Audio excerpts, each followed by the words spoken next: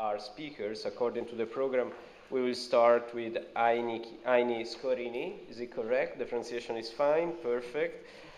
Who is an associate professor in Denmark and has published extensively on religion, blasphemy, and free speech, and is currently examining the role of religious sectors in contemporary international conflicts, and is going to address the issue of the Danish cartoons, the organization of Islamic cooperation, and the blasphemy issues. Please, the floor is yours.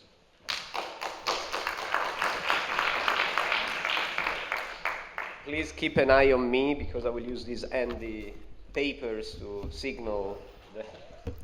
I will ignore you completely. Thank you very much. That's what you are supposed to do.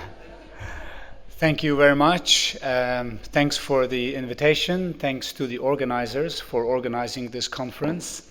And thanks to the translators who are doing such a good job as well. Please give them a hand.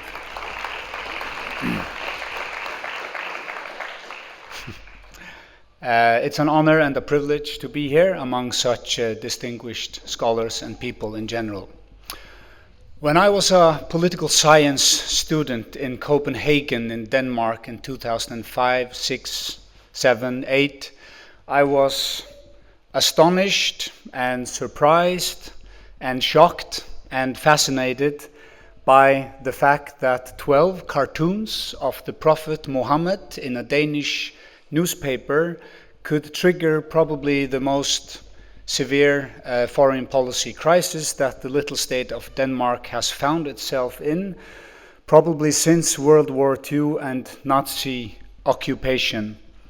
Danish embassies were burned down in different capitals in the Middle East. The Danish embassy in Pakistan, for instance, was bombed in 2008. Danish goods were boycotted, and Denmark became a target for militant groups across the globe, and not least Danish cartoonists had to go underground and live with police protection 24/7 for the rest of their lives. This is one of them who passed away and who probably drew the most controversial of those cartoons that went across the globe. And then we had several incidents in the years after that. We had a low-budget YouTube movie called Innocence of Muslims, which triggered mass demonstrations. We had a murder in Amsterdam, a Dutch filmmaker named Theo van Gogh, of course, here in Paris. We had the Charlie Hebdo attacks, similar attacks in Copenhagen. And I started a PhD project at King's College London, Department of War Studies, where I wanted to examine this clash between free speech ideals on the one hand and religious sensitivities on the other hand. And I particularly wanted to examine how this conflict, which plays out everywhere in every society all the time, how this conflict plays out in the realm of international politics, in the relationship between states within international organizations. So I wanted to see how the tensions between the right to think and communicate freely about religious issues, how that tension or how the dynamic between that right and another claim, the claim to have your religion protected from blasphemy or criticism or ridicule or denigration or whatever we call it, and how those tensions play out internationally. So my research took me to the United Nations, in particularly the UN Human Rights Council based in Geneva, which is the main UN human rights institution, where the right to communicate freely about religious matters is under severe pressure in our time, because there are states and broad, strong alliances of states who want to impose new global blasphemy bans, new prohibitions against blasphemy or religious criticism in secular international human rights law. This is not a new debate. If you go through the drafting history of UN conventions, you can see already in the 40s the same debate.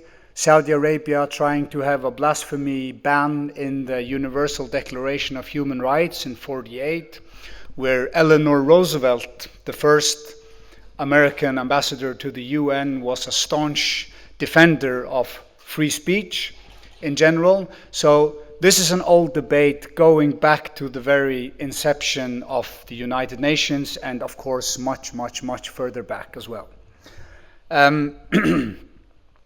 One institution or actor on the world scene which is particularly relevant when it comes to value politics, international human rights norms, and international human rights law is the Organization of Islamic Cooperation, called the OIC.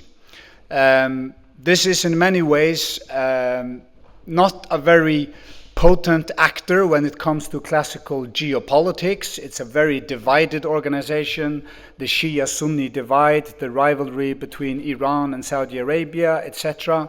But my argument is that when it comes to human rights, when it comes to value politics, when it comes to free speech, freedom of religion, gender equality, LGBT rights, sexual minorities, abortion, etc., etc., this organization is actually a very powerful group within the UN system when it comes to shaping human rights, international human rights law, and international human rights norms in the future.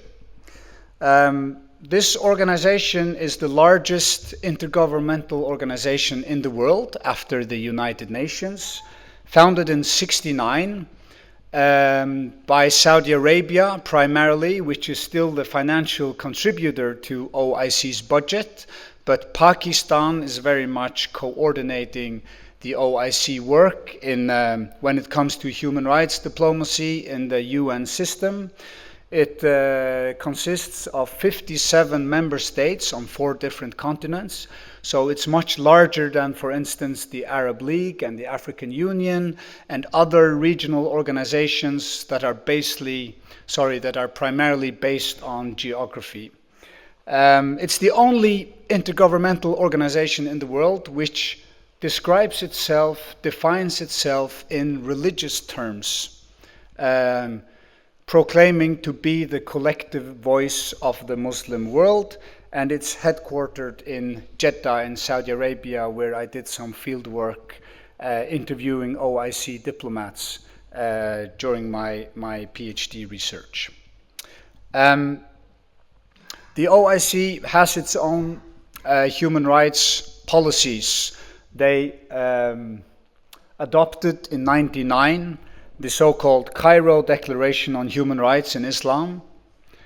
And regarding free speech, this convention says that everyone shall have the right to express his opinion freely in such manner as would not be contrary to the principles of Sharia. Everyone shall have the right to advocate what is right, and why are you laughing? To advocate what is right and propagate what is good, and warn against what is wrong and evil according to the norms of Islamic Sharia. Information may not be exploited or misused in such a way as may violate sanctities and the dignity of prophets, undermine moral and ethical values, or disintegrate, corrupt, or harm society, or weaken its faith. So as you can see, this has nothing to do with human rights, individual civil liberties. This is a blueprint for authoritarian censorship norms that we see in many powerful OIC member states such as Saudi Arabia, Pakistan, Turkey, Egypt, Iran, etc. The OIC has also adopted a more recent version of the Cairo Declaration, which abandons references to Sharia, which is more secular, but which still holds a clear ban against blasphemy. If we go back 30 years, the OIC was also engaged in the satanic verses and the fatwa against Salman Rushdie in the late 80s. And if you survey what OIC diplomats were saying back then in the UN system, sorry, I have to go back here, yeah, in the UN system, they were primarily applying a religious discourse. It was all about protecting the dignity of the Prophet, protecting Allah, obliging to Sharia law and the Quran, etc., etc.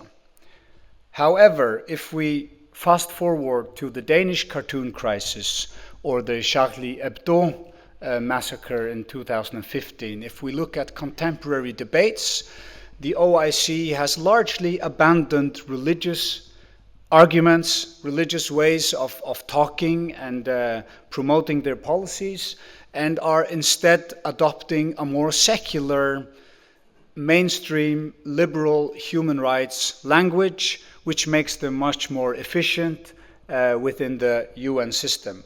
So one example is this campaign calling on all member states to criminalize defamation of religions. It was a non-binding resolution that was adopted every year from 1999 until 2010. And it was, a non-binding UN resolution, but still it was something that found its way into the human rights language, into the vernacular of soft international law, if you can call it that.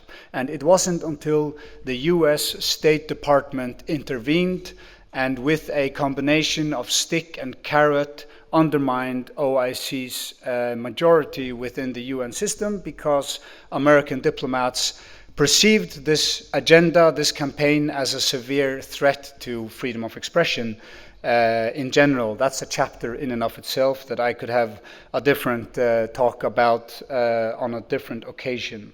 Another, before continuing to another point, the more modern secular version of OIC's arguments is, for instance, that defamation of religions is a modern manifestation of hate speech, which is criminalized under secular international law. It's a modern manifestation of racism.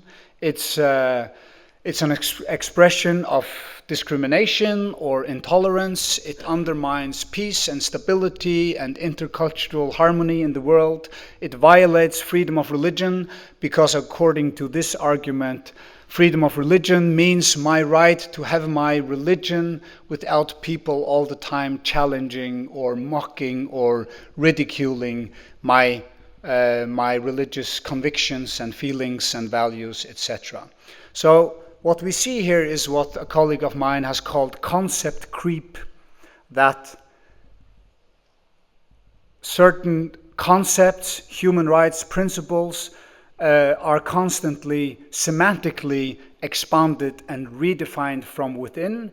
So we end up in a situation where authoritarian states, who at home convict blasphemers sometimes to death or imprisonment or torture or whatever, but these states are within the UN system somehow hijacking human rights language, using human rights principles to undermine human rights and basic civil liberties in practice. So this is a semantic, discursive struggle to define the very meaning of human rights and concepts such as racism, free speech, freedom of religion, etc. And if anything unites the global human rights movement present in the UN system, it's anti-racism and the fight against racism as such. Another example is Islamophobia that others have touched upon today.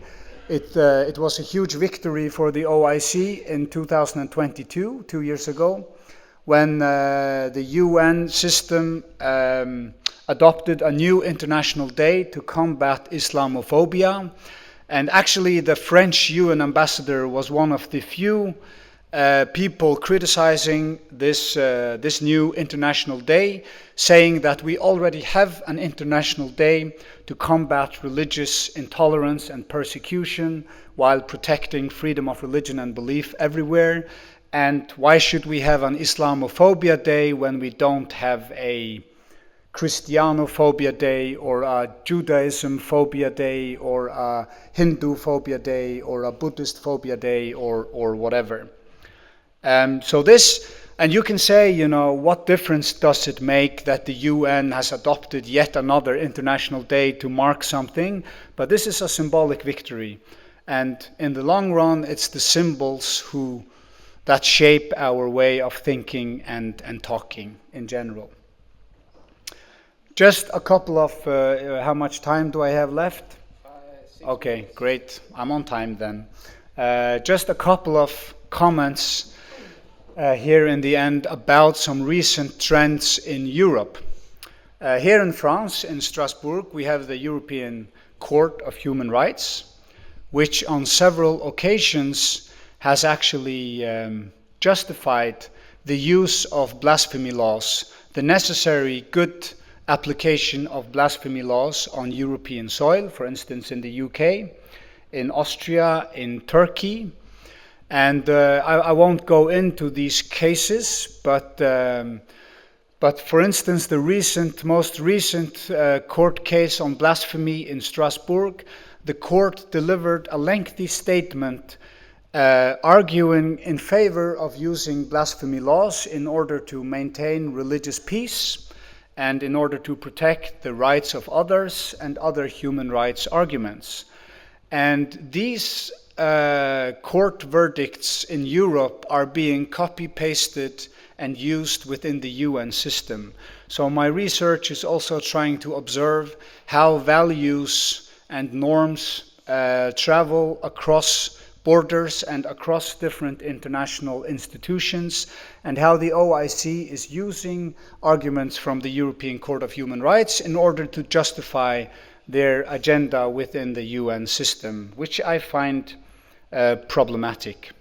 Some critics say that this was only an expression of the court not wanting to interfere in the national legal practices of European states, but if you actually go and read those court verdicts, you can see a normative justification of blasphemy laws in order to maintain peace in society. Finally, a brief note on Denmark and Scandinavia. Denmark and Sweden, and to a certain extent also Norway, have in recent years had some issues with far-right provocateurs, far-right extremists, I would call them, burning the Quran in public places, sometimes in front of Muslim embassies in for instance, Stockholm and Copenhagen. And these happenings or demonstrations have attracted a lot of media attention, and they have also caused mass riots and demonstrations. This is a picture from Iraq after a Swedish incident, an activist burning the Quran in front of the Iraqi embassy, and this issue became high politics, security politics, national security issue for instance, Sweden. I will translate this cartoon in English. As you know, Sweden and Finland applied for NATO membership after the Russian invasion of Ukraine.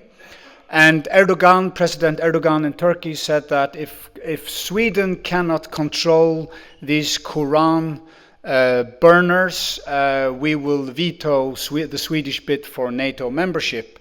So here's a civil servant entering the presidential office in Turkey, saying, "Sorry, boss, there's an idiot walking around and burning the Quran in Sweden." And President Erdogan replies, "Great, let's use this idiot." So we can also see how individual events are being strategically used by people in power because Sweden and Turkey had a different conflict on the Kurdish question, which had nothing to do with the burning of Qurans. But the OIC, yes, thank you. The OIC, at the end of July last year, had an emergency meeting And there was one point on the agenda, namely how to react and what to do with Sweden and Denmark, how to react to the repeated desecrations of the Quran. And this brought memories forward, or this triggered memories about the old cartoon crisis 15, 20 years ago.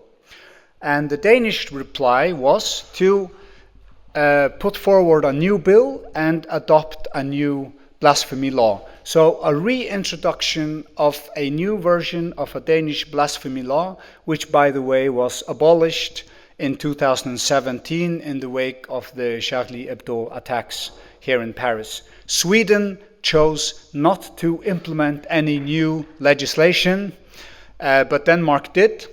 And for some reason, the Danish Ministry of Foreign Affairs was very active on social media, saying that today we had some fruitful discussions with powerful OIC member states. This is their Instagram account. So it was actually, you could actually follow on social media the diplomacy that was taking place.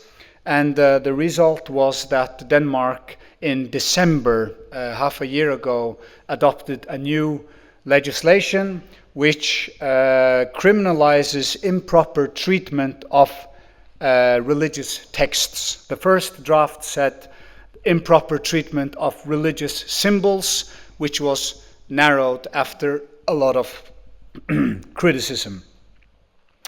Okay, let me end with a statement from the former UN High Commissioner for Human Rights, Navi Pillai, a South African judge and human rights activist who has emphasized within the UN system time and again that we should stick to a very simple principle in this regard, that human rights law is supposed to protect individuals and groups, but not belief systems, not religious ideas, doctrines, values, convictions, etc., because that would undermine a very basic right, the right to think and talk and communicate freely about religion and all the large philosophical questions and conflicts that we humans have. So on that note, I would like to thank you very much for listening, and thanks again to the organizers for organizing this event. Thank you.